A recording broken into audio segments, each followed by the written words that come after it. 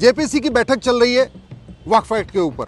JPC ये देख रहा है कि वक्फ एक्ट लीगल है या इलीगल है, कॉन्स्टिट्यूशनल है या अनकॉन्स्टिट्यूशनल है। आज मैं जेपीसी के सभी माननीय सांसदों से विनम्रता पूर्वक कुछ सवाल पूछता हूं। आखिर भारत के संविधान में WAQF कहां लिखा है, वक्फ कहां लिखा हुआ है? भारत के संविधान के प्रियम्बल में जब सेकुलर शब्द जोड़ दिया है, तो क्या सेकुलर शब्द होने के बावजूद भारत में मजहब के आधार पर अलग अलग कानून चल सकता है क्या? कि भारत संविधान से चलेगा या भारत पर्सनल लॉ से चलेगा?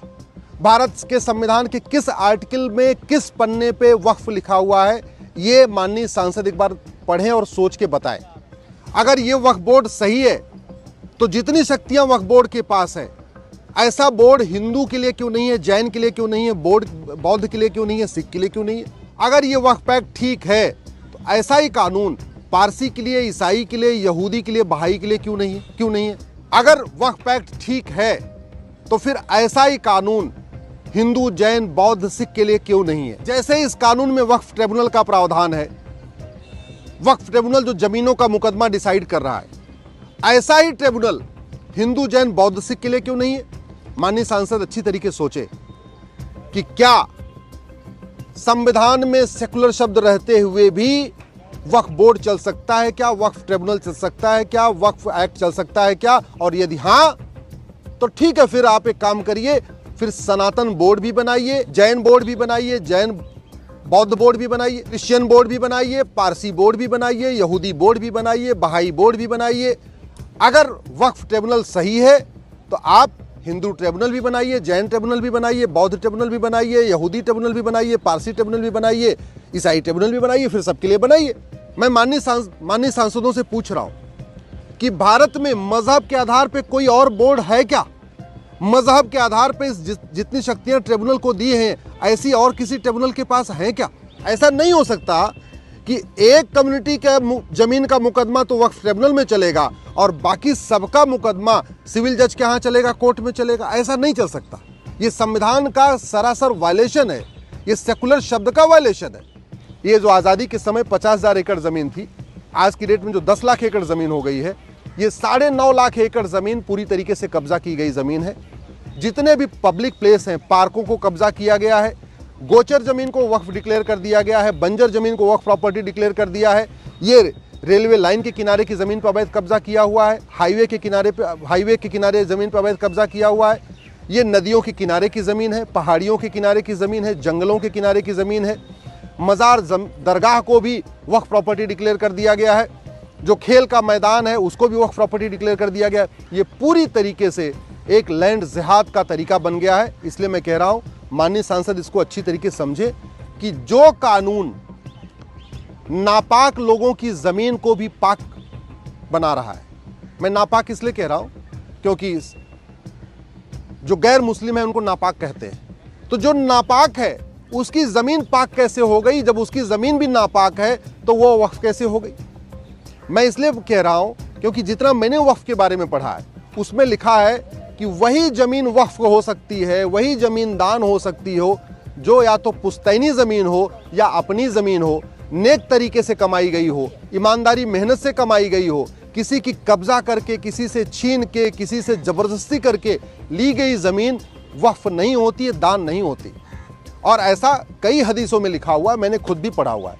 इसलिए माननीय सांसदों से मेरा आग्रह है कि जब दूसरों की कब्जा की गई जमीन वक्फ हो ही नहीं सकती है तो ये वक्फ एक्ट किसकी जमीन को वक्फ प्रॉपर्टी डिक्लेयर कर रहा है? तो बहुत सीधी सी बात है, अवैध जमीन पे कब्जा करके, हिंदुओं की जमीन पे कब्जा करके, मुगलों के द्वारा जो जमीन कब्जा की गई थी उस जमीन को आप जायज नहीं कह सकते। मैं इसलिए कह रहा हूं क्योंकि बाबर, हुमायूं, तुगलक, गजनी, गोरी के पास भारत में 1 इंच जमीन नहीं थी। जो जमीन उन्होंने यहां कब्जा किया था, तलवार के दम पे कब्जा किया था। और हदीस में लिखा हुआ है, कुरान में लिखा हुआ है कि तलवार के दम पे दूसरे की जमीन कब्जा करके आप उसको वक्फ नहीं कर सकते। तो वक्फ के हिसाब से जो वास्तव में डिफिनीशन है वक्फ की, जो दान की डिफिनीशन है, उसके हिसाब से केवल मुगलों को ही नहीं बल्कि उनके नवाबों, उनके निज़ामों, उनके जागीरदारों, उनके जमींदारों को भी वक्फ का अधिकार नहीं। और सच्चर कमेटी ये कह रही है कि यहाँ पे मुस्लिम्स की हालत दलितों से बदतर है। जब मुस्लिम्स की हालत दलितों से बदतर है तो फिर वक्फ कैसे कर रहे हैं? जब जिसके पास खुद की जमीन नहीं है तो वक्फ करेगा कैसे? मैं आज जेपीसी के माननीय सांसदों से कुछ और भी सवाल पूछ रहा हूं कि क्या तलवार के दम पे दूसरों की जमीन कब्जा करके उसको दान किया जा सकता है? क्या वक्फ किया जा सकता है? क्या मजार बनाना, मजार पे जाना, ये वक्फ प्रॉपर्टी हो सकती है क्या? क्योंकि हमने जो पढ़ा हुआ है कि मजार बनाना, मजार पे जाना दोनों हराम है, और जब दोनों हराम है तो वक्फ प्रॉपर्टी कैसे हो गई? क्या हत्या की धमकी देके, बलात्कार की धमकी देके, आगजनी की धमकी देके दूसरों की जमीन कब्जा करके उसको दान किया जा सकता है? क्या वक्फ किया जा सकता है क्या? जब पक्का कब्रिस्तान बनाना हराम है, नाजायज है, तो फिर ये कब्रिस्तान की प्रॉपर्टी वक्फ प्रॉपर्टी कैसे हो गई? जब दरगाह बनाना और दरगाह पे जाना हराम है, इस्लाम में नाजायज है, तो फिर दरगाह की प्रॉपर्टी वक्फ प्रॉपर्टी कैसे हो गई? मैं इसलिए पूछ रहा हूं कि जहां इस्लाम शुरू हुआ है, अरब, दुबई, कुवैत, बहरीन, अबू धाबी, मस्कट, यमन, वहां एक भी मजार नहीं है, एक भी दरगाह नहीं है, एक भी पक्का कब्रिस्तान नहीं है। और मैं माननीय सांसदों को बताना चाहता हूं कि जब G20 का सम्मेलन हुआ था, सारे राष्ट्राध्यक्ष राजघाट गए थे गांधी जी के समाधि स्थल पे, लेकिन अरब के सुल्तान MBS नहीं गए थे। क्यों? क्योंकि उनका कहना था ला इलाहा इल्लल्लाह, अल्लाह के अलावा और किसी की इबादत नहीं हो सकती है, इसलिए मजार पे जाना, दरगाह पे जाना, पक्के कब्रिस्तान पे जाना हराम है। और इसीलिए खाड़ी देशों में एक भी मजार नहीं, एक भी दरगाह नहीं, एक भी पक्का कब्रिस्तान नहीं। अब माननीय सांसदों को तय करना है कि भारत शरीयत से चलेगा या भारत संविधान से चलेगा। माननीय सांसदों को तय करना है कि भारत में अब अलग अलग मजहब के आधार पे बोर्ड चलेंगे, मजहब के आधार पे ट्रिब्यूनल चलेंगे, या सबके लिए एक समान दान संहिता होगी, समान धर्मस्थल संहिता होगी, समान संपत्ति संहिता होगी। माननीय सांसदों को तय करना है कि भारत में मजहब के आधार पे अलग अलग कानून चलेगा या सबके लिए एक देश एक विधान होगा। मैं माननीय सांसदों से कह रहा हूं, एक बार संविधान का शेड्यूल 7 खोलिए। शेड्यूल 7 में काम का बंटवारा है। इसमें एक यूनियन लिस्ट है, एक स्टेट लिस्ट है, एक कॉन्करेंट लिस्ट है।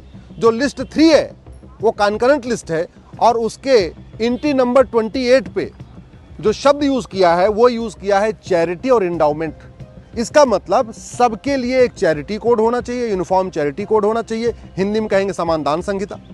और इसमें जो शब्द यूज किया एंडाउमेंट, यानी सबके लिए एक समान धर्मस्थल संहिता होनी चाहिए, अलग अलग नहीं होना चाहिए। और इसीलिए इस वक्फ एक्ट हमने चैलेंज किया है। हमने ये कहा है कि वक्फ एक्ट आर्टिकल 14 का वायलेशन करता है, equality before law, equal protection of law. Article 15 का वायलेशन करता है, जो कहता है कि सरकार किसी से भेदभाव नहीं करेगी। आर्टिकल 19 का वायलेशन करता है, आर्टिकल 21 का वायलेशन करता है, आर्टिकल 25 का भी वायलेशन करता है। क्योंकि आर्टिकल 25 और 26 में जो बार बार बात आ रही है, आर्टिकल 26 में लिखा हुआ है कि सबको अपने रिलीजियस प्लेसेस को बनाने का अधिकार है, रिलीजियस प्लेसेस को मैनेज करने का अधिकार है, रिलीजियस प्लेस को मेंटेन करने का अधिकार है। ये आर्टिकल 26 कहता है। लेकिन आर्टिकल 26 में 3 लिमिटेशन दी हुई है, और वो है subject to public order, health and morality.